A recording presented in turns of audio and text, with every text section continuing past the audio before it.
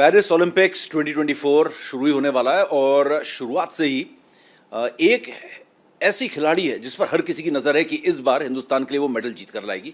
बड़ी उम्मीदें भी हैं और तैयारी भी है उस खिलाड़ी की। फिलहाल उस खिलाड़ी के फादर हमारे साथ हैं और खिलाड़ी खुद हमारे साथ है। मैं बात कर रहा हूँ मनु भाकर की। आप मिलिए मनु भाकर से और मनु भाकर के फादर से। भाई ये जोक जो था इन्होंने ही दिया था कि जो है इनको मनु की मदर को लोग मनु भाकर समझते हैं। मैंने जोक नहीं किया, सच्चाई है, बहुत सारे लोगों ने किया हुआ है। वो हमारे झज्जर के और दादरी के पत्रकारों ने कहा।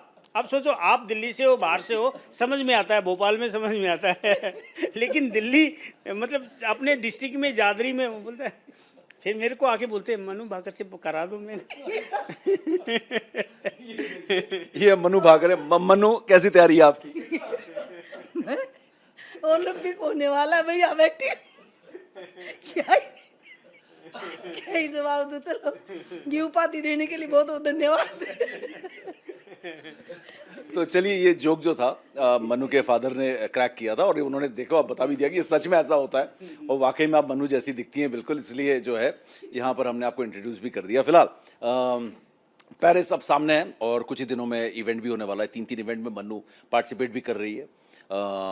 आप लोगों का मैं तो सबसे पहले ये पूछूंगा कि मेंटल स्टेट किस तरीके से, नर्वस हैं, जोश में हैं, किस तरीके से हैं पेरेंट्स? मैं तो सेलिब्रेशन के मूड में हूँ। वाह, अच्छा। कि अब की बार हमारी इंडिया टीम बहुत अच्छा करेगी और हम सब बड़े खुशी से सेलिब्रेट करेंगे। मनु की मदर हमारे साथ है।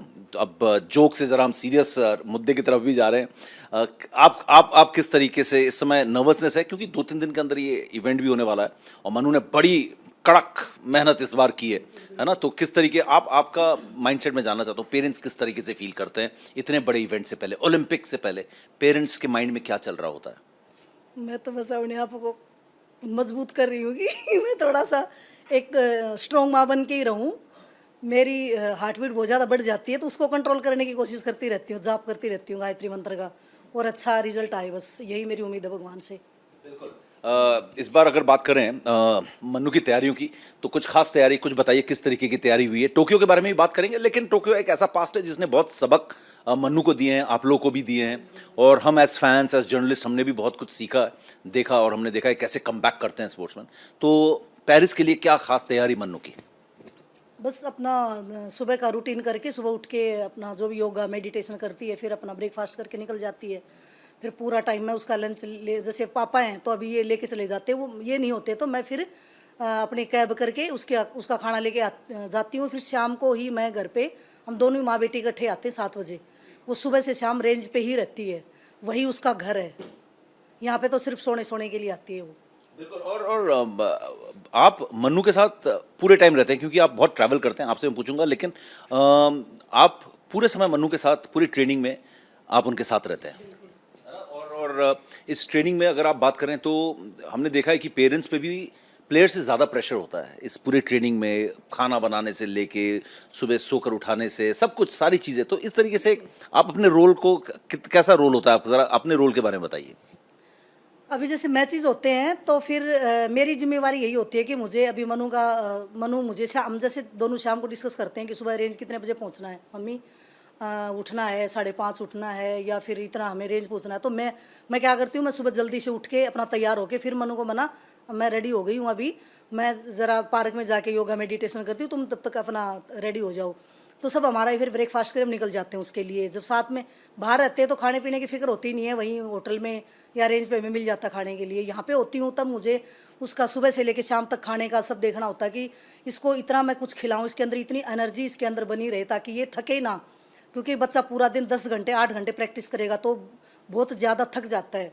तो उसकी थकावट को दूर करने के लिए उसके खाने का मैं करती रहती हूँ, अभी इसको क्या देना मुझे, अभी इसको क्या देना है करके। बिल्कुल, क्योंकि हमें ये पता है एक चीज़ की प्रेशर स्पोर्ट्समैन पे भी बहुत होता है। और टोक्यो से लेकर अगर सर बात करें हम पेरिस तक, तो मनु में क्या मेजर चेंज आपने देखा है? मनु एक तो क्या है कि टोक्यो में वो टीनेज थी, 17 साल की थी अभी वो थोड़ा सा ग्रोन अप हो गई है, 21 साल की, 22 साल के करीब की हो गई है।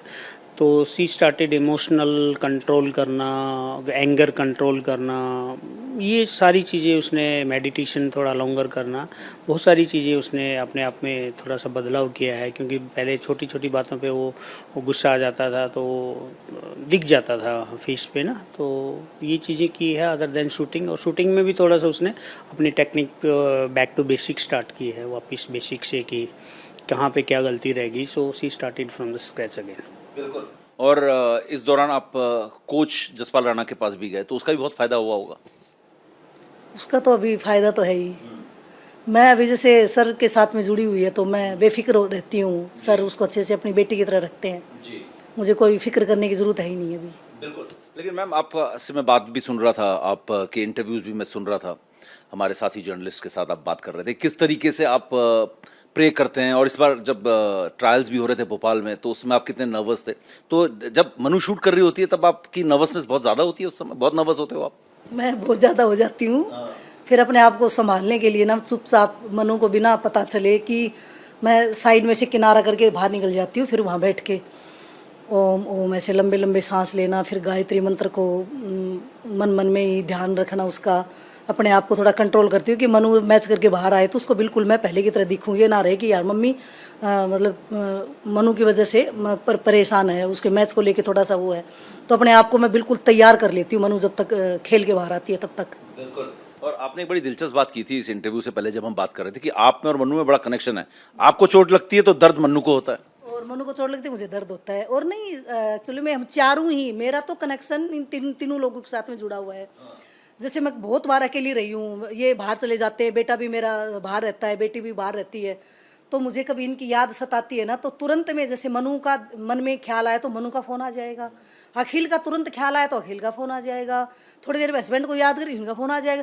कई बार तो मैं सोचती यार ये हो क्या रहा है, मतलब मैं दिल में इनको याद कर रही थी, तुरंत इनका सभी का ही कॉल आ रहा है बार बार में। तो बड़ा ये रहता कि कुछ तो कनेक्शन है हम चारों का आपस में, जो कि एक दूसरे से जुड़े हुए हैं। तकलीफ होती है बेटे को तो मुझे एहसास होता है, मुझे तकलीफ होती है तो बेटे को एहसास होता है, इनको तकलीफ होती है तो मुझे एहसास होता है, और मनु को तकलीफ होती है मुझे, मतलब एक दूसरे को एहसास होता है। हम एक दूसरे तकलीफ में होते हैं तो कुछ ना कुछ तो भगवान ने हम लोगों को कुछ सोच के ही जोड़ा है। सच्ची में मैं बहुत ज़्यादा ना गौरवान्वित महसूस करती हूँ। बिल्कुल। हाँ जी। लेकिन मैम, अगर बात करें टोक्यो की, टोक्यो के बाद कितने इंटरव्यूज़ भी देखे, और मन्नू को एक मैंने ट्वीट भी किया था, मन्नू ने कहा था थैंक यू, कि मैंने कहा था कि आपको दुख हो रहा है, आप सैड हो रहे हो, तो ये अच्छी बात है, आप बड़े चीज़ आपका इंतज़ार कर रहा है। तो कितना बड़ा सेटबैक था आपके लिए, मन्नू के लिए, टोक्यो में जो हुआ। देखो, बच्चा मेहनत करके ना वहाँ तक पहुँचता है, नहीं हम लोग नहीं पहुँचे वहाँ तक, क्योंकि बच्चे ने जी जान से मेहनत करी है। मैं बताऊँ तो जब से मनु जब से शूटिंग में से जुड़ी है, और मैं भी जब से मनु के साथ जुड़ी हूँ ना, मेरा भाई बहन माँ बाप, मेरा कोई परिवार ही नहीं है। एक तरह से मेरा जो परिवार है वो मेरी अपनी मनु है। बस मुझे पूरा टाइम मनु को देना है, अपने बच्चों को देना है, अपने पति को देना है। कि एक जीवन मिला है, प्रभु ने हमें एक जीवन दिया, तो उसमें कुछ ना कुछ तो करके जाना है, खाली हाथ तो नहीं जाना है। परिवार तो चलता रहेगा, कोई नहीं। अब मैं उनसे 4-5 साल से जैसे बहुत दूर हूँ, तो वो बोलते हैं कि बात नहीं करती है, नहीं। मैं उनको ये बोलती हूँ थोड़ा सा टाइम दे दो, थोड़ा सा टाइम दे दो, फिर मैं ना जो भी गिले शिकवे ना सब दूर करूँगी। और यही मनु का है, कोई भी फंक्शन अटेंड नहीं करते, किसी पार्टी में नहीं जाते हैं, सिर्फ शूटिंग रेंज से घर, घर से शूटिंग रेंज, ये सब चीज़ें दिखती हैं। इसके बावजूद मेडल नहीं आता ना, फिर जो बीतती है ना मुझ पे, वो बयान नहीं कर सकती मैं, इतना कुछ होता है। ये तो बहुत बड़ा एक स्ट्रेसफुल, बहुत तनाव दबाव वाली चीज़ है ये। तो कभी ऐसा होता है कि मतलब आपको ऐसा लगता हो कि क्यों शूटिंग पकड़ ली, क्यों शूटिंग, मतलब ये ख्याल भी आता होगा कि ये क्या हमने। कई बार मैं मनु को जब ऐसे देखती हूँ ना, जैसे टोक्यो के बाद में जब वो आई घर पे, तो कुछ ऐसे मैं उसके इंस्टाग्राम पे या उसके ट्वीट पे जो भी कमेंट आते हैं उनको पढ़ती हूँ, तो कुछ ऐसे कमेंट होते हैं उसके ऊपर लिखे हुए, मेरे दिल को तोड़ देते हैं। कि जिन्होंने भी लिखा है, कम से कम सोच लो ना, बच्चा ओलंपिक तक गया है तो मेहनत करके गया, अपने आप थोड़ी पहुंच गया वहाँ पे।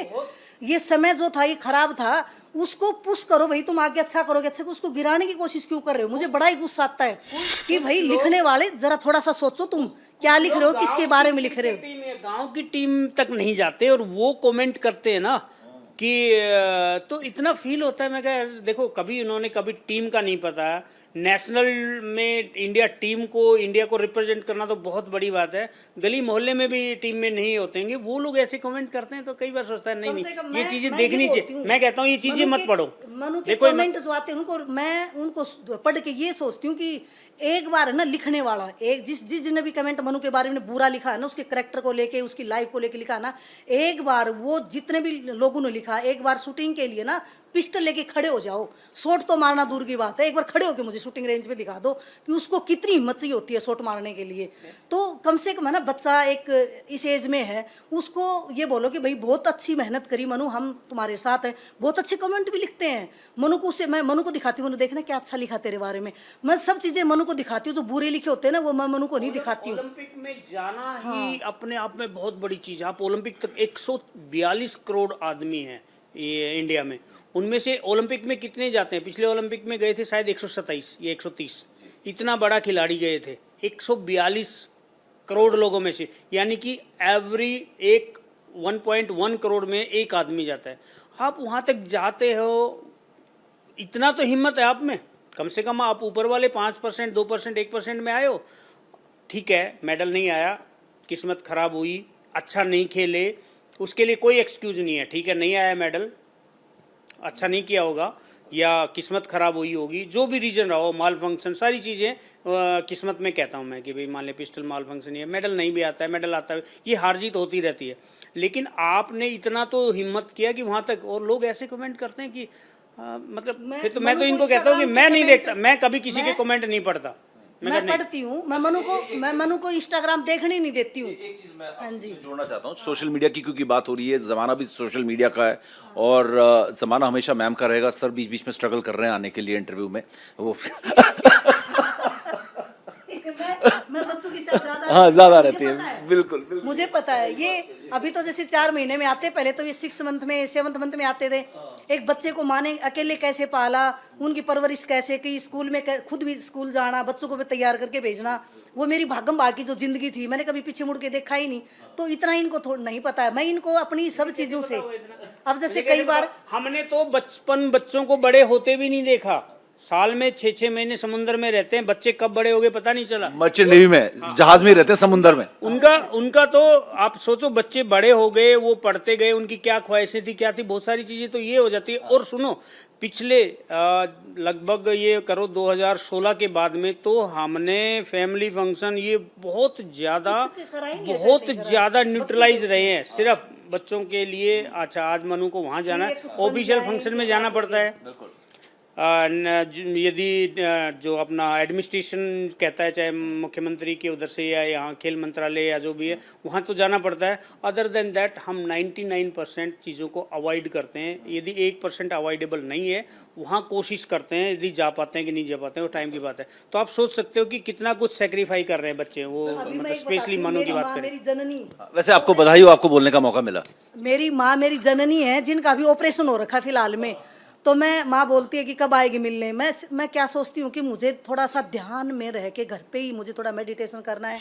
मैं शायद वहाँ चली जाऊँ, मुझे कोई टेंशन वहाँ मिले, क्योंकि मेरे भाई भाभी बहुत अच्छे हैं। आज के समय में शायद नहीं होंगे, बट मेरे भाई भाभी बहुत अच्छे, मेरी माँ की बहुत अच्छी सेवा करते हैं। मैं ये बोलती हूँ, माँ मैं वीडियो कॉल कर लूँगी, मैं बात कर लिया करूँगी, ज़्यादा ही ज़रूरत पड़ेगी तो मैं आ भी जाऊँगी, वैसा कुछ नहीं है। लेकिन ये देखो ना कि कितना अपने परिवार को मैं भुला चुकी हूँ कि मेरा अपना कोई परिवार भी है, मेरे माँ बाप, मेरे भाई बहन भी हैं, मैं सबको मैंने भुला दिया एक तरह से अपने बच्चों के चक्कर में।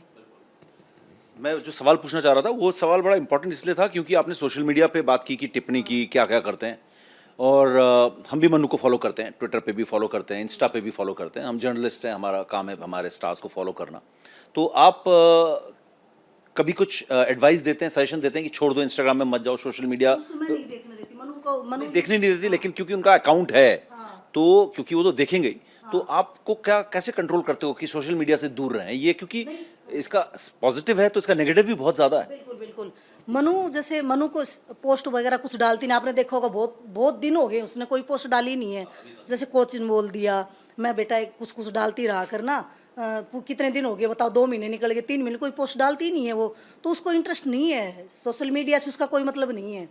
बस मैं बताया ना कि उसका जो घर है वो शूटिंग रेंज है, सिर्फ ये घर है उसका सोने के लिए, जो सोने के लिए आती है, सुबह उठ के नहा धो के तैयार हो गया अपना फिर शूटिंग रेंज में, उसका पूरा टाइम शूटिंग रेंज में जाता है। और लिखने वाले लिखते रहते हैं, तो उनको मैं एक ही जवाब देती हूँ, मनु के शुभ चिंतक भी बहुत हैं जो मनु से इतना ज़्यादा दिल से प्यार करते हैं, बट कुछ लोग हैं ऐसे नेगेटिव थिंकिंग वाले जो मनु के बारे में गलत लिखते हैं। तो उनको मैं यही बोलूँगी कि किसी भी बच्चे के बारे में, मनु नहीं, किसी के बच्चे के बारे में कभी भी गलत कमेंट मत लिखो, क्योंकि वो बच्चा मेहनत करके वहाँ तक पहुँचता है, वो बहुत बड़ी बात है। हम लोग कहीं नहीं पहुँचे अपनी लाइफ में, हमने कुछ करा नहीं है, तो बच्चा कुछ करना चाहता है उसको पुश करो, ना कि उसको डाउन करने की कोशिश करो, उसको ये करो। मेडल नहीं आया कोई बात नहीं, देखो जिंदगी में एक हिस्सा है अप एंड डाउन का, जीत रहेगी तो हार भी रहेगी, और हार रहेगी तो जीत भी रहेगी, तो जिंदगी तो एक हिस्सा है। आप हिस्ट्री में पीछे जाके देख लो तो ये तो चलता ही रहेगा, लेकिन गलत मत लिखो किसी के बारे में भी।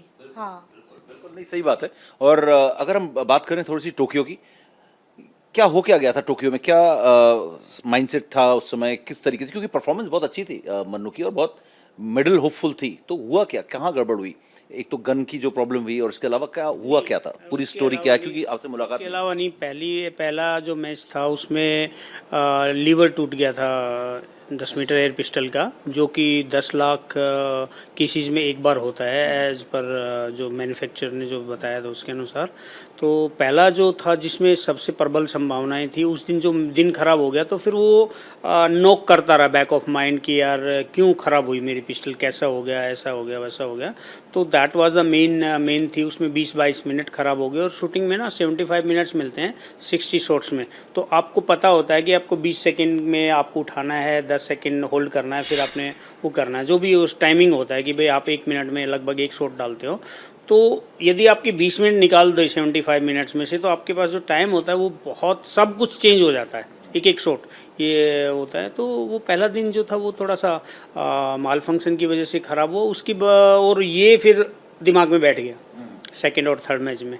तो ये जो ड्रॉबैक था ये था। तो मैं इसको ये कहूँगा वो किस्मत ख़राब थी। मनु की मेहनत में कोई कमी नहीं थी। मनु को सपोर्ट जो दिया खेल मंत्रालय ने, एनआरई ने बहुत अच्छा सपोर्ट दिया, ओजीक्यू ने, इन्होंने सब ने बहुत अच्छा सपोर्ट पहले भी दिया था, अभी भी वो लोग बहुत अच्छा सपोर्ट कर रहे हैं। तो वो तो एक मैं ये कहूँगा एक matter of a day, matter of that luck that. क्योंकि आप तो बहुत क्लोज रहे हैं, तो टोक्यो में जब आपने ये सारी चीज़ें देखी, तो आप मनु से जब बाद में मिले तो किस तरीके से पूरे इस चीज़ को हैंडल किया आपने मैम? मैम का तो मैं बताऊंगा। इससे पहले तो हम घर पे बैठे हैं, मिक्स का मैच हुआ है, और हमारे पास में ना आप जैसे आज आए हुए ना इतने सारे जर्नलिस्ट घर पहुंच के, मैच मनु हार चुकी है, मतलब मैं फाइनल में 7th पोजीशन पे रह गई मनु, और उसके बाद वो आगे बोला सर आप मजाक कर रहे हो। अच्छा, वो हम कह रहे हैं नहीं यार मनु को मेडल नहीं आया, बोला सर नहीं आप मजाक कर रहे हो। ये मैं स्टार स्पोर्ट्स की बात कर रहा हूँ, स्टार स्पोर्ट्स की जर्नलिस्ट, और ये बड़े बड़े जर्नलिस्ट हाउस है चरखी दादरी में, हम दोनों घर पे थे, ये साथ में थे। अब सोचो उनको कितना कॉन्फिडेंस था कि नहीं मेडल है, वो दिल्ली से जाके चरखी दादरी पहुंचे कि आप लोग कितना प्यार करते हैं, सब मीडिया मनु से कितना प्यार करती है, और आप लोग कितनी उम्मीद, मतलब आप लोगों को 100% कॉन्फिडेंस होता है कि मनु का मेडल पक्का है। आप सोचो आप लोग घर पे आते हो, 8 आदमी आए और वो मैच खत्म होके 6 घंटे हो गया, फिर वो लोग मतलब ट्रेवल में है नहीं, और फिर भी ये कह रहे नहीं सर आप मजाक कर रहे हो। हाँ, तो देखो कितना प्यार आप लोगों का। यहाँ कर लेंगे, यहाँ कर लेंगे, आप 2 मिनट का वो तो कर दो, आप सोचो। तो मतलब और वो जस्ट ऐसे नहीं थे, लोकल न्यूज़पेपर से नहीं थे, वो बड़े पत्रकार थे, और ये प्यार आप लोगों का मनु के लिए। हम दोनों घर पे थे, मैडम बेटा भी था। हाँ बेटा भी था। तो मैं तो एक देखो माँ होती है ना, माँ इमोशनली, एक जो भगवान औरत को बनाया ना, तो उन्होंने बड़ा इमोशनल बनाया उन्होंने। तो माँ के तो हर पल में जैसे एक छोटी सी खुशी का पल होगा तो भी आंसू आएंगे, और दुख का पल होगा तो भी आंसू आएंगे। तो माँ का तो एक यही होता है कि भगवान ने बनाया उसी तरह से उनको, ये दिखाते नहीं है, मेरा दिख जाता है आंसुओं के माध्यम से। सोचो कितना मतलब देश को कितनी आशाएं थी। अब क्योंकि मीडिया बहुत बड़ा तबका होता है जो रिप्रेजेंट करता है देश की भावनाओं को, कि भी सबके ना। मैं आपको बताती हूँ, जब टोक्यो ओलंपिक था तो मेरे देवर का फोन आया कि पूरे गाँव में ना हवन कर रहे हैं मनु की शुभकामना के लिए। फिर मेरी माँ घर आई कि बेटी ना पूरा चरखी दादरी आज मनु के लिए मंगल कामना कर रहा है, सब अपने जोत बत्ती करके बैठे हैं। फिर जैसे रह गया ना मैच, तो देवर का फोन आया, मैंने कहा मुझे ये लगता है कि हमने कुछ ज़्यादा पूजा पाठ कर ली, उसका गलत ही रिजल्ट मिल गया शायद, मुझे तो ये लग रहा है इतना पूजा पाठ हमें नहीं करना चाहिए था। आपका तो भगवान से भरोसा तक उठ गया था। मेरा तो मतलब यही था कि हाँ मैं हो गया था, मतलब क्योंकि भगवान, मैं ये एक क्वेश्चन करती परमात्मा ये क्यों किया, बेटी ने इतनी मेहनत करी, कहाँ कमी छोड़ दी थी, क्या हो गया था, बच्ची का दिल टूट गया, इसको कैसे संभलेगी, अब मुझे बताओ मैं इसको कैसे संभालूं। मेरे क्वेश्चन भगवान से चलते रहते हैं, अभी मैं बात करती रहती हूँ भगवान से। उसके इमीडिएटली बाद में मेरा बेटा जो है मनु का भाई, वो बोला पापा हम सब ना यहाँ से दूर जाएंगे 10-15 दिन के लिए। ये जब टोक्यो से आप वापस आए उसको वापस आने से पहले जब ये मैच खत्म हो गया और मनु को मेडल नहीं आया, तब उसने ये प्लान कर लिया पापा मनु आते ही हम अगले दिन यहाँ से निकलेंगे। और 7 को निकल गए यहाँ से, फिर हमने बुकिंग 6 को शॉपिंग करके सीधे निकल गए हम। उसका स्ट्रेस दूर करने के लिए हम साउथ इंडिया में रहे थे 22-23 दिन या 25 दिन कुछ इतने हम साउथ में रहे थे। तो बिल्कुल भी उसने खुश होके नहीं अपना समय नहीं बिताया वहाँ कोई पे, बात नहीं छोड़ देंगे, खेलते खुश नहीं थी वो अपने गेम को लेके कि ये मेरे साथ क्यों हुआ। पूरी छुट्टियों में वो भाई और वो होने के बावजूद, हम सारा इकट्ठे होने के बावजूद, और मायूसी रहती वो थी, थोड़ी हमेशा मायूसी हम उसको देख करके क्या अखिल, कमी रहेगी? मैं बोलती लेकिन वो अखिल यार मनु उदास है, इसको हंसाना, फिर मम्मी आप करो ना कुछ, हम लोग ना यही करते रहते थे पूरा टाइम, इस बच्चे को थोड़ा हंसाओ ना, इसके दिमाग का निकालो ना कुछ बाहर। तो जहाँ भी फोटो उसके हैं बिल्कुल उदास चेहरे के फोटो हैं। क्यों नहीं होंगे उदास के चेहरे? ये पर्सन देखो भगवान से, मैं भगवान से पूछना चाहूंगी कि वो उदास क्यों ना हो, इतनी मेहनत करने के बाद में उसको खाली हाथ कैसे भेज दिया। वो कभी भी खाली हाथ नहीं आती थी लौट के, वो कुछ ना कुछ लेके आती थी, उस दौरान उसको खाली हाथ भगवान ने क्यों भेजा? ये तो क्वेश्चन आज भी जायज है उनसे पूछना परमात्मा से।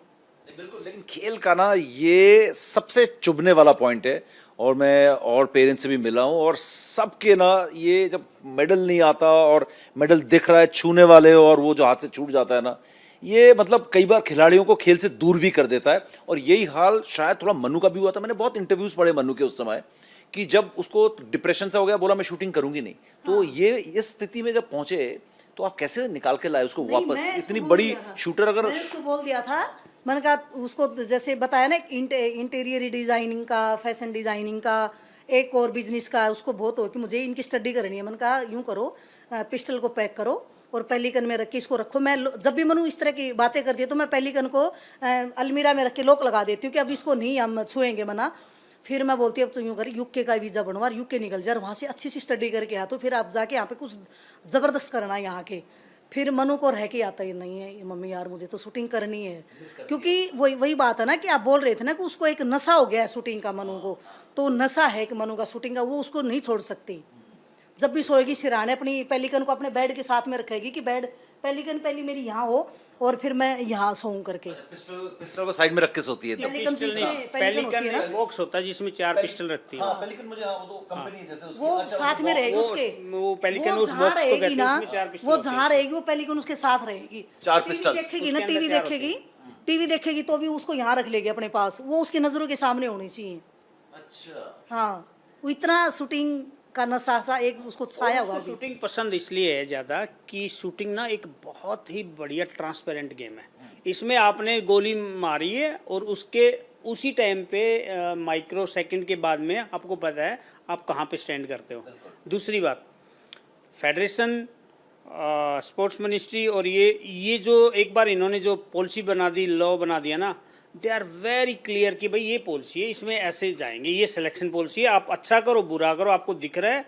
जैसे मनु पिछली बार एशियन गेम्स में 10 मीटर टीम में नहीं थी, मनु का फॉर्म थोड़ा सा एवरेज चल रहा था और मनु 2 मैच छोड़ के मनु जा सकती थी, लेकिन मनु बोली नहीं पापा खेलना अभी तक, बोलो इस तरह से पॉलिसी कर करके ना कि ये नहीं खेलूंगी। बहुत सारे खिलाड़ी करते हैं, ये मैं मैच ना खेलूं तो मेरा टीम में सिलेक्शन हो जाएगा, ये मिस कर दूं तो मेरा स्कोर पीछे का काउंट हो जाएगा। मनु नहीं करती है, बोलता नहीं आज मैं ये करूंगी तो कल वो क्या होगा, जीतना है तो सबसे अच्छा खेल के जीतना है, ये टैक्टिस से नहीं जीतना।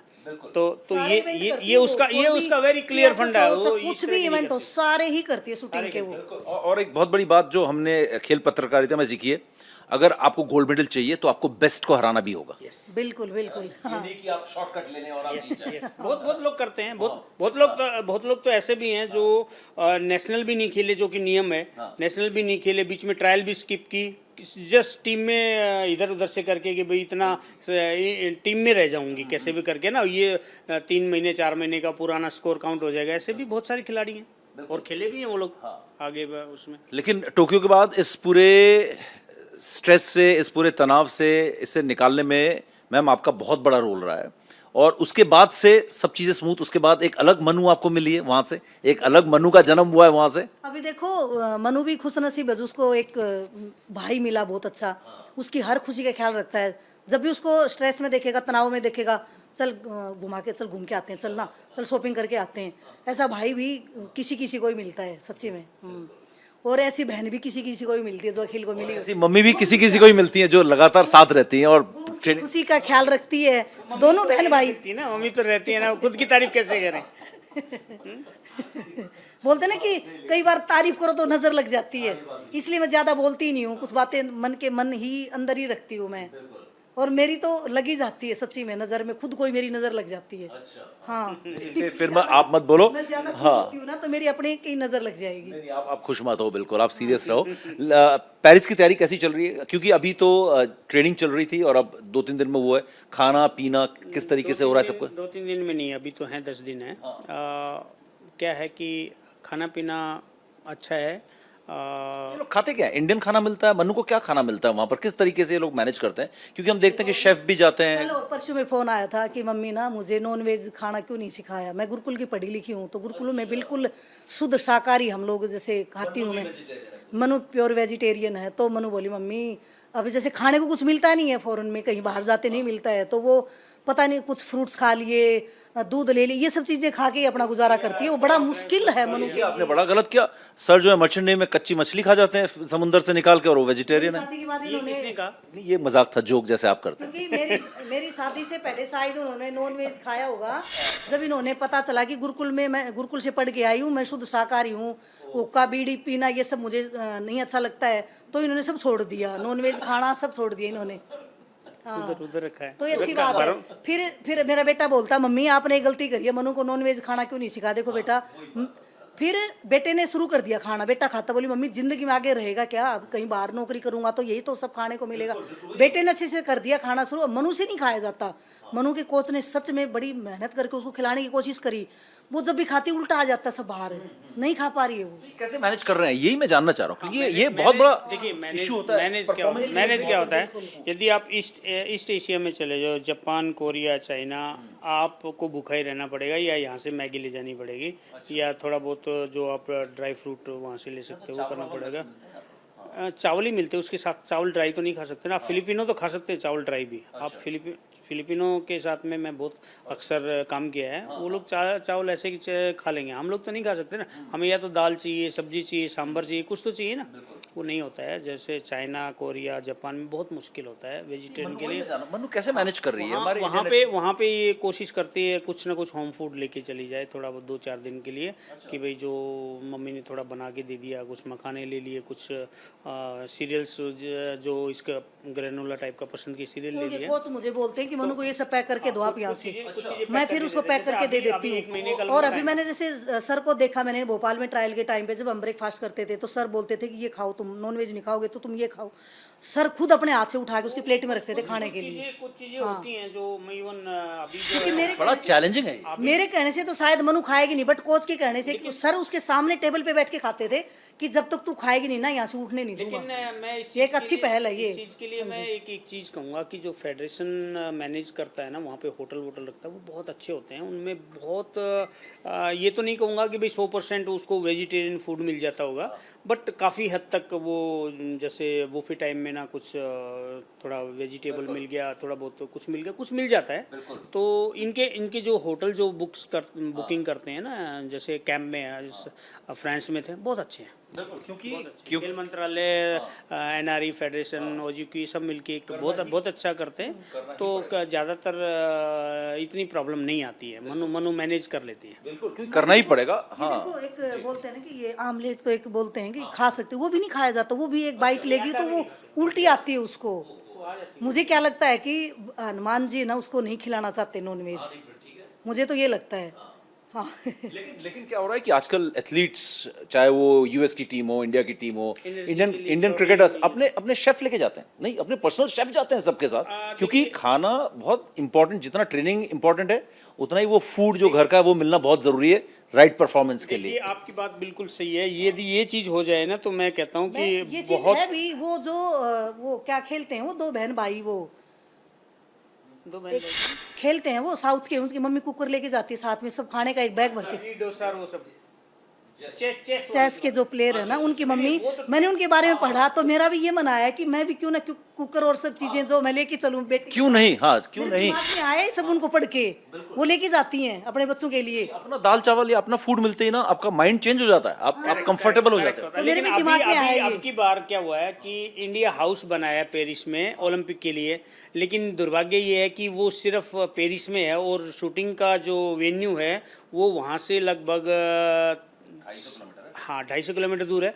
वहाँ पे भी उनको ऐसा कुछ बनाना चाहिए था कि वहाँ पे भी खिलाड़ी हैं शूटिंग के, मान लिया वो करीब करीब 21 खिलाड़ी और स्पोर्ट स्टाफ, और ये 50 के करीब कंटेजेंट वहाँ पे भी होगा।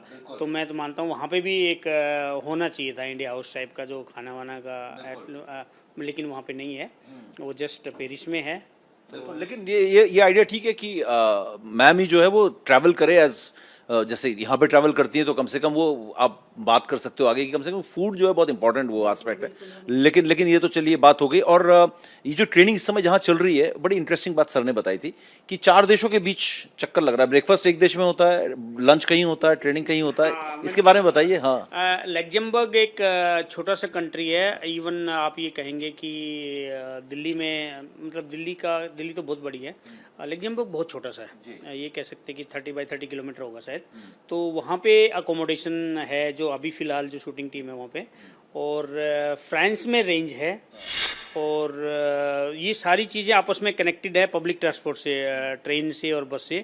और जर्मनी में नॉर्मली ये होता है कि बड़े रेस्टोरेंट है, कई बार ऐसा होता है ना शाम के टाइम पे करने चले जाएं, और कई बार ऐसा होता है कि बेल्जियम भी बहुत सुंदर कंट्री है, वहाँ पे थोड़ा सा साइट सीन या वो देखने के लिए चले गए या शाम को घूमने के लिए चले गए, तो सारी चीज़ें आधे घंटे के ट्रांसपोर्ट में ही, जो कि 10 यूरो एक साइड का लगता है। तो सारे ज़्यादातर खिलाड़ियों को जब मौका मिलता है तो साइट सीन के भी जाते हैं और थोड़ा बहुत खाना पीने के लिए भी चले जाते हैं, और इंडियन रेस्टोरेंट भी इनमें कई जगह पे अवेलेबल है। कई बार क्या होता है कि आपको जगह पे ना मिले तो इन इंडियन रेस्टोरेंट में जाके आप खाना खा लेते हैं। बिल्कुल बिल्कुल। चलिए तो की बार है ना, जैसे सर साथ में थे जसपाल सर, अब के बाद जसपाल सर को दूर रख दिया है, तो जो ख्याल रखते थे ना जसपाल सर, वो भी नहीं रख पा रहे मनु का। बट छुट्टी के दिन वो उसको कहीं लेके बाहर अच्छा सा खाना खिलाने लेके जाते हैं, छुट्टी जिस दिन होती है उस दिन। जी ये अच्छा है। हाँ, नियम क्या है कि फेडरेशन का नियम है कि पर्सनल कोच उस होटल में नहीं रुक सकते, ये पॉलिसी में लिखा हुआ है।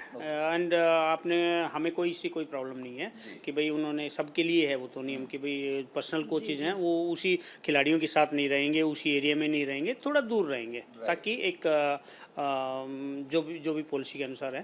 तो मान लिया वो तो एक सेम होटल में रहें तो भाई सेम टाइम ब्रेकफास्ट निकले, पुश कर दो कि भाई आपको आज दलिया खाना पड़ेगा, है ना, आप नॉनवेज नहीं खा रहे हो, अंडा नहीं खा रहे हो तो दलिया खाना पड़ेगा, है ना, तो वो हो जाता था। लेकिन अभी क्या, कोई देखने वाला नहीं है, तो अभी तो अपनी मर्जी पे है, और खिलाड़ी वाला नहीं है, ये तो पसंद नहीं आ रहा, तो उसका कंपनसेशन करने के लिए ये कह दो कि जिस दिन छुट्टी है आफ्टरनून में या दोपहर बाद में, तो या वापस बैक होटल आने से पहले थोड़ा खाने के लिए वेजिटेरियन जहाँ मिलेगा ना वहाँ पे उनको लेके जाते हैं। बिल्कुल। एक और चीज़ मैं मन्नू के बारे में पढ़ रहा था कि वायलिन बहुत अच्छा बजाती है, फाइनल राउंड हो रहा था, शायद ये भोपाल की बात थी, उससे पहले लोग प्रैक्टिस कर रहे थे, शूटर्स, बाकी शूटर्स या कुछ कर रहे थे, और मन्नू उस समय वायलिन बजा रही थी। नहीं, बहुत अच्छा तो नहीं बजा रही, नहीं बहुत नहीं बजाती है, जनगण अच्छा सा बजाती है, वायलिन पे अच्छा बजाती है जनगण। हाँ बिल्कुल।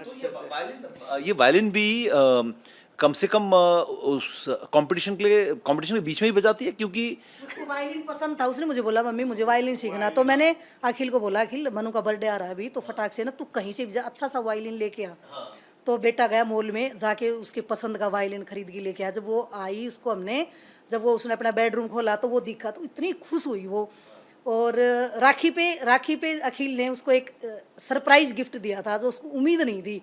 वो कुछ चीज़ें होती हैं जो उसको पसंद होती हैं, वो मुझे बताती मम्मी मुझे ये वाली ना रिंग बड़ी पसंद है, एक छोटी सी वॉच आई हुई है, फिंगर रिंग जो होती है उसमें वॉच की, मम्मी मुझे दिखाने लगे मुझे। मैं बोली अखिल मैं उसकी फ़ोटो ले लेती हूँ, अखिल मनु को ये पसंद है भाई, तो ना यूँ करना रक्षाबंधन पे ये ले आना। तो वो मुझे बताती रहती है, मैं धीरे धीरे बड़े बेटे को बताती रहती हूँ, वो बेटा उसके लिए लेके आता, हम उसको सरप्राइज़ देते हैं। जब उसने रक्षाबंधन के दिन वो गिफ्ट को खोला, वो बाहर से आई थी, गिफ्ट को खोला उसको तो देख के इतनी हैरान परेशान कि ये भी मतलब हो सकता है क्या, भाई ने ये भी मुझे दे दिया। तो हम उसका हर पल है ना, हर पल उसका हर दिन अच्छा बनाने की कोशिश करते हैं। लेकिन मैम इसमें ये बात भी है कि वो स्ट्रेस से भी दूर करता है और एक टेंशन को हटाने का एक बहुत अच्छा जरिया भी है कि आप म्यूजिक इंस्ट्रूमेंट बजा रहे हैं, तो आप लोग भी इसको एनकरेज करते होंगे कि बजाओ। और आप अभी ना बेटे के एग्जाम थे मेरे, मनु यहाँ पे घर पे आई हुई थी, तो मैंने कहा बेटा अभी तुम आओ एक बार और अपनी बहन के साथ थोड़ा समय बिताओ, क्योंकि बहन और भाई की जो बातें होती है ना वो हम लोगों को नहीं पता होती हैं। वो दोस्त होते हैं, एक दूसरे से लड़ते हैं, झगड़ते हैं, वो सब चीज़ें करते रहते हैं। तो वो जब तक मनु रही ना यहाँ पे, वो तब तक मनु के साथ ही रहा, अपने समय को छोड़ के वो मनु के लिए आया स्पेशल समय निकाल के कि मैं अपना सारा समय अपनी बहन के साथ बिताऊं और वो मेंटली प्रिपेयर हो के ओलंपिक के लिए बना जाए। रहे थे ना वो क्या बोलते हैं वो जो छोटे छोटे आ जाते हैं ना कि डब्बे में एक फोटो दिखा दिया वैसे बनाने के लिए, आपको दिखाऊंगा मैं, उसके रूम में रखा हुआ जैसे बनाते दोनों बहन भाई एक बैठ एक के, चार्ट बना दे के दिया और गए उसमें ना एक डब्बे में वो छोटे छोटे पीस वो ऐड करने के लिए ना, इस तरह की चीजें भी करती होता है है, वो। इस तरह की चीजें भी करती है, वायलिन भी बजाती है। और कई बार आपने देखा होगा भोपाल में ना ऐसे 2-3 बॉल्स 4 बॉल से, हाँ वो करती है।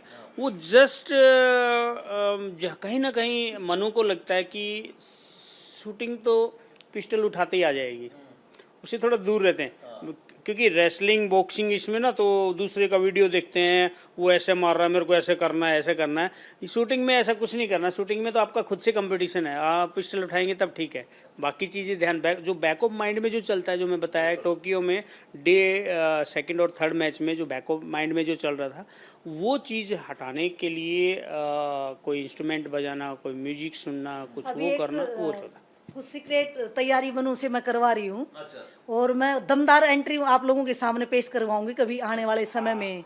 क्योंकि कुछ ना ऐसा अंदर भी कुछ, क्योंकि अभी मैं आप लोगों के सामने उसको बताना नहीं चाहूंगी, जब वो परफॉर्मेंस होगी ना तब आप लोगों को इनवाइट करूंगी, तब उस परफॉर्मेंस को आप अपने आंखों से देखना। वो कथक तो नहीं है, वो कथक सीख रही है जो है ये सब बताएंगे नहीं हम, ये सब बताएंगे नहीं, बताएंगे नहीं हम, कुछ सीक्रेट हमारा। आप वो कच्ची पूड़ी, कथक, भरतनाट्यम, फलाना कुछ ऐसा दिकड़ा, सही है, कुछ तो वो करवा आप- रही हूँ मैं आप उससे। क्लासिक, आप उसको कुछ भी कहो।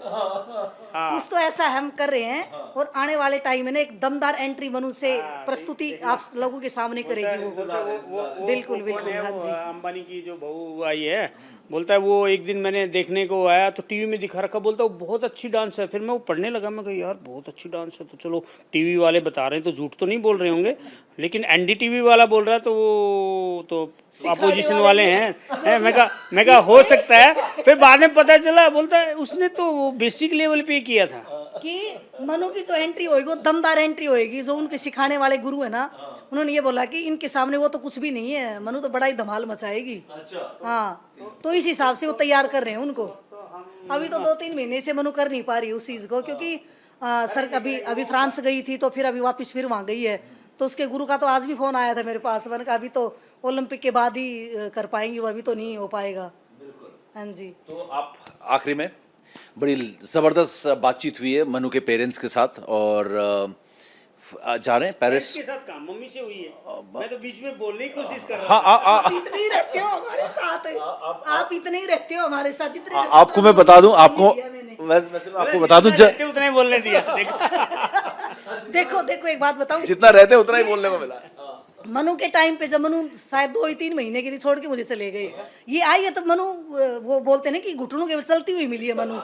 अखिल मैं तो पहले ही बता दिया, मैंने तो बच्चे बड़े होते देखे। तो और फिर भी मैं है ना हर खुशी में इनको साथ रखती हूँ। मैं बोलती हूँ कि चाहे मेरे घर वाले हो चाहे मेरे ससुराल वाले, मैं बोलती नहीं, मैं ही बोलती हूँ। मैं बोलती हूँ नहीं, जैसे ससुराल में कोई प्रोग्राम है, मेरे मायके में कोई प्रोग्राम है, ये यहाँ नहीं होते हैं ना, मैं बोलती हूँ कि मेरे पति नहीं है तो मेरी खुशी नहीं है उनके बिना, मैं नहीं आने वाली कहीं पे भी। तो मैं इनको हर पल खुशी में इनको साथ रखना पसंद करती हूँ। अच्छा, पेरिस जा रहे हैं आप दोनों? नहीं, क्योंकि मनु पे खाम खां का प्रेशर बनेगा मेरे खाने को लेके, और बातें उससे ज्यादा प्रेशर आप पर बन जाता है। हाँ, क्योंकि फिर बेटी मेरे बारे में सोचे तो फिर क्या फायदा। सोच रहा हूँ लेकिन परमिशन जैसे मिलेगी हम चले जाएंगे। हाँ ये बात सही है। आपको एक दिलचस्प बात बताता हूँ, जब मैम बोल रही थी तो सर जो थे यहाँ से बोल रहे थे मैं मेरी बारी उंगली कर रहे थे यहाँ से, लेकिन चांस मिला, बड़ा कम मिला है। तो वो सही कह रहे हैं, पेरिस जाने की परमिशन मिलेगी तब जाएंगे। क्या क्या चांसेस लग रहे हैं कि आपको पेरिस जाने के चांसेस मिलेंगे मैम से? 5%। नहीं, मैं तो परमिशन इनको दे दिया, मैं नहीं रोकती इनको, जो मर्जी आए करो। मैंने कभी बच्चों को भी नहीं रोका, कोई रोक टोक नहीं करी। जो करना करो, मैं साथ हूँ। गलत करेंगे नहीं, गलत देखेंगे नहीं, गलत होने नहीं देंगे। यही मेरी लड़ाई रहती है हर एक के साथ में। मनु तो वो जो करते हैं हर पल उनके साथ रहती हूँ। तो अभी इनको मैंने रोका नहीं है। चाहती कि हम दोनों विदेश में साथ में जाएं। ऐसा क्यों है? ऐसा वो इसलिए कि हम लोग सुमेधा जी प्योर वेजिटेरियन है और उसके खाने के बारे में वो बहुत ज़्यादा चिंतित हो जाती हैं। पहली बात तो वो है। दूसरा ये भी होती दूसरा ये है कि जैसे पापा 5 महीने बाद में 5.25 महीने बाद घर आए हैं, तो पापा मम्मी को अकेले घर पे छोड़ के वहाँ ना जाएं। अभी जो समय है दोनों साथ में, जैसे हमारी एनिवर्सरी थी, ये थे नहीं उस टाइम पे, तो बच्चों का क्या है कि मम्मी पापा कहीं अच्छी सी लोकेशन पे दोनों साथ में घूमने जाएं। ये है उनका। बेटा भी यही चाहता है, बेटी भी यही चाहती है। बच्चे ये चाह रहे हैं कि भाई अब मैं अकेली यहाँ रहूंगी तो मेरी फिर वो वैसे फिक्र करेंगे, बेटे को फिर अपनी क्लास छोड़ के मेरे पास आना पड़ेगा। तो अब हम दोनों साथ में हैं, तो बच्चे दोनों फ्री माइंड होकर अपना अपना काम कर रहे हैं। लेकिन एक बात है कि आप दोनों मन्नू की स्ट्रेंथ हैं, तो इसलिए मैं पूछ रहा था, क्योंकि आप हमेशा साथ रहे हैं, हर इवेंट में आप लोग साथ रहे हैं, तो पूरी स्ट्रेंथ आप रहे हैं मन्नू हम के। हर इवेंट में साथ नहीं रहे, मतलब बड़े इवेंट इंडिया में नहीं, बड़ी इवेंटों में हम बाहर कहीं साथ में नहीं गए।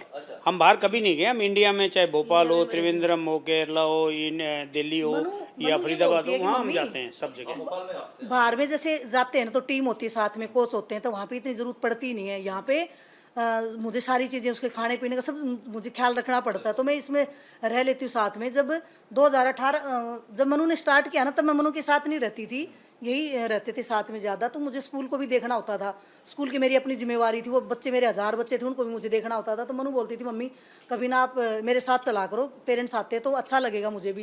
मैं बोलती थी यार मना, ये 1000 बच्चों को छोड़ के अकेले तुम्हारे पीछे जाऊँगी ना, मुझे थोड़ा सा अच्छा नहीं लग रहा, क्योंकि मेरी ज़्यादा जिम्मेवारी ये बच्चे हैं। फिर 2-3 बार उसने मुझे बोला, फिर मन का यार एक बच्ची ने इतना बोल ही दिया तो चली पड़ती हूँ ना, इसका मन बच्ची का दिल नहीं तोड़ना मुझे। ये बच्चे मेरी, ये भी बच्ची है। तो मैं जैसे मनु के साथ धीरे धीरे मैंने दिल्ली में इसका कोई ट्रायल होती, कोई भी मैच होते, तो वहाँ आने लगी। धीरे धीरे मैंने देखा मनु को कि बेटी इतनी मेहनत करती है, इतनी मेहनत करती है यार, इसका तो खाने पीने का भी, इसका तो सोने का भी, हर चीज़ का। मैं मनु के साथ नहीं जुड़ती तो मुझे पता नहीं होता था कि खिलाड़ी को क्या चाहिए होता है। उसके साथ रह के उसके हर पल को मैंने जाना, हर चीज़ को मैंने पहचाना कि बेटी को अब क्या चाहिए क्या चाहिए। इसलिए मैं हर चीज़ को मैं खुद करती हूँ, उसको किसी चीज़ में इन्वॉल्व नहीं करती। बेटा तुम अपनी शूटिंग करो, जो भी सही है ना तुम्हें मुझे बताओ। मैडम की क्या है कि मनु को यदि 5 बजे उठना है ना, और वो जो वो करना है, तो इसको 4 बजे उठना पड़ेगा। उसका खाना ब्रेकफास्ट भी बनाना, फिर उसको तैयार भी करना, फिर उसको योगा कराना। तो आप सोचो कि मैडम फिट क्यों है, उसको रखने के लिए। मनु के लिए एग्जाम्पल रहेगा। मनु खुद साथ में करना पड़ेगा ना। यदि हम वो करने जाते हैं, जिम जाते हैं, तो साथ में जाएंगे तो थोड़ा बहुत तो करना पड़ेगा। करोगे तो फिट रहोगे। अब लेजी तो हो नहीं सकते। अब मैं कोशिश कर लेता हूँ, 1 घंटा और सो लेता हूँ। अपने तो नहीं करते, बोला नहीं खड़े मरोड़ लेती हूँ, मतलब अच्छा करती हूँ मैं। नीचे हमारी क्लास लेते हैं, सुबह डॉक्टर साहब हैं हमारी सोसाइटी में, तो वो मनु को मेरी क्लास होती है, तो वो मुझे देख के बड़ा खुश होते हैं। एनर्जी मिलती है उनको भी कि इस एज में आके मैं इतना अच्छा कर लेती हूँ, तो मैं अच्छा योगा कर लेती हूँ। ये क्या बात है, हमने तो कहा था मन्नू खुद बैठी हुई है इस एज में।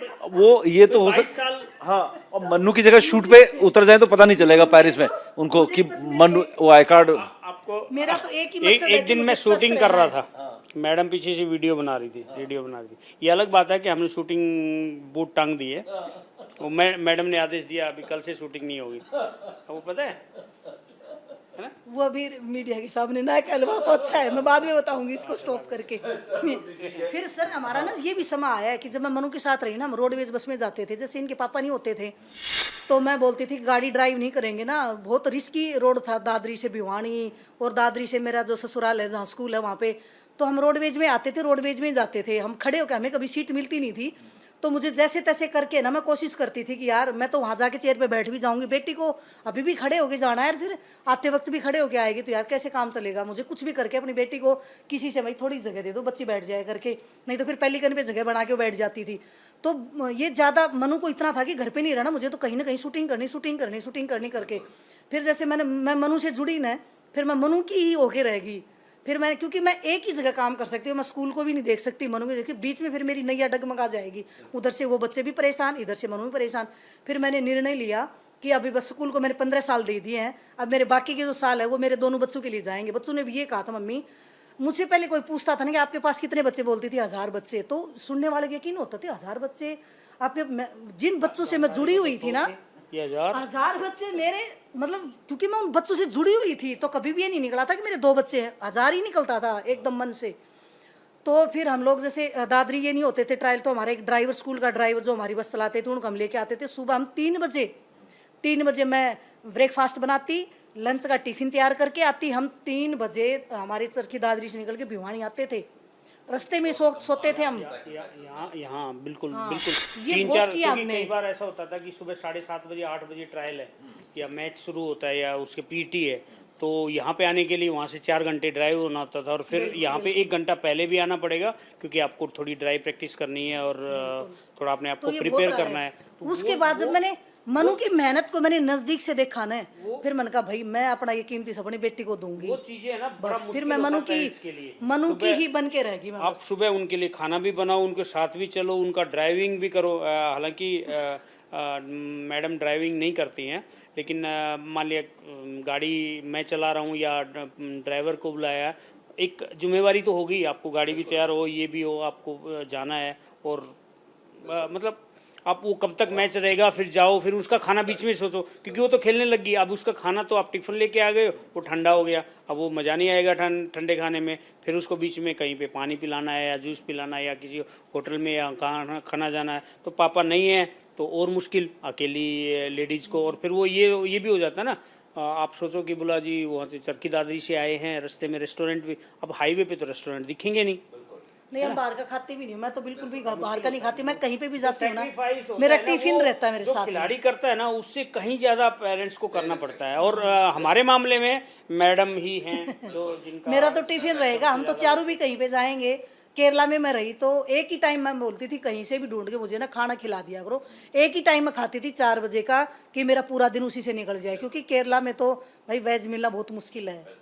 हाँ, तो आप देखो जब इंडिया में ही वेज में इतना दिक्कत है तो फॉरेन में क्या हाल होगा।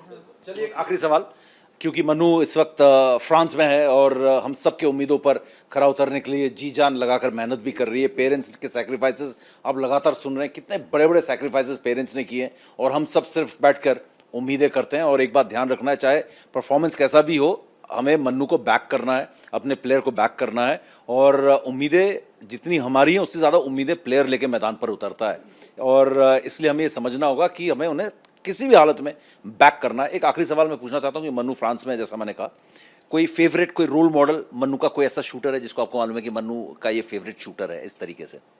मनु खुद के अपने रोल मॉडल हैं, और वो क्या नाम है, वो जिनसे मिली थी एक बार, वो आर्मी में है, क्या नाम है उनका ना,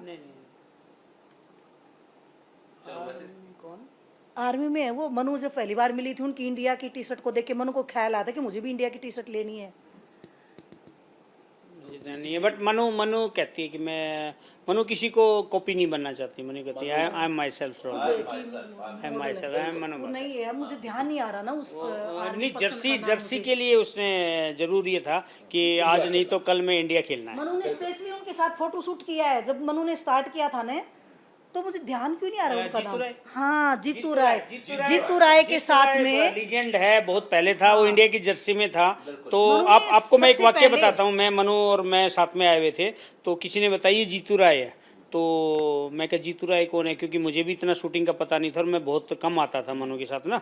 तो मैंने फटाक से उसमें देखा जीतू राय, तो पता चला अरे इतना बड़ा खिलाड़ी है और इतना सिंपल सा है। फिर मैं सोचा चलो आज मैं जीतू राय से, मैं बोला मनु चलो एक जीतू राय से फ़ोटो खिंचाते हैं। तो क्योंकि नॉर्मली इसमें देखते हैं कि बहुत ये टीवी वगैरह में पता चलता है, क्रिकेटर में जितना बहुत ज़्यादा वो दिखता नहीं कि नहीं ईगो, नहीं ऐसा वाला ना, उसके 4-6 गोडे, वो बेचारा। मैं कहा यार इतना बड़ा लीजेंड है और ये सिंपल से आ रहा है। मैंने पूछा भाई एक जीतराज जी एक फ़ोटो खींचा ले, बेटी खींचा रही। तो ये वहाँ की बात है 2016 में पुणे की बेलावाड़ी में। तो बोला हाँ जी खींचो, तो फ़ोटो खींचा हमने, वो इंडिया की जर्सी में था और उसके बाद में मनु ने उसका पढ़ा तो मनु बोले अच्छा पापा। और उसी दिन हमने हिना सिद्धू देखी थी। फोटो खिंचा के वापस आए थे तो काफ़ी भीड़ हो गई थी। तब मनु कह रही थी कि और लोग बोलने लगे कि वो हिना सिद्धू है। तो मैं कहा बेटा अभी तो निकल चुकी है, कभी हिना सिद्धू से भी फ़ोटो खिंचाएंगे। तो मनु ने एक बात कही थी, बोलता है पापा अभी तो हम ना मैच खेलेंगे तो हिना सिद्धू के साथ ही खिंचाएंगे। क्या बात है। और हम सब भी मन्नू के साथ फोटो खिंचाने का वेट कर रहे हैं और ये सारे सैक्रिफाइसेस हमें पूरी उम्मीद है कि वो रंग लाएंगे और गोल्ड में मेडल में तब्दील होगा। थैंक यू सो मच इस पूरी बातचीत के लिए। बहुत बहुत मज़ा आया आप लोगों से, इतनी सारी बातें पता पड़ी। और सबसे बड़ी जो बात पता पड़ी, मैं पहले भी कह चुका हूँ, जो सैक्रिफाइसेस पेरेंट्स ने किए हैं वो प्लेयर्स से भी ज़्यादा है। तो हमें उम्मीद है कि आपके वो सैक्रिफाइसेस रंग लाए और हमारी उम्मीदों पर पूरी तरीके से खरी उतरे मन्नू। और हमारी सारी जो बेस्ट विशेज़ हैं मन्नू के साथ हैं। और थैंक यू सो मच। और इंडिया टीवी के सभी दर्शकों को नमस्कार। थैंक यू सो मच, बहुत बहुत धन्यवाद। धन्यवाद। कैमरामैन राजेश्वर गुप्ता के साथ समीप राजगुरु, फरीदाबाद, इंडिया टीवी।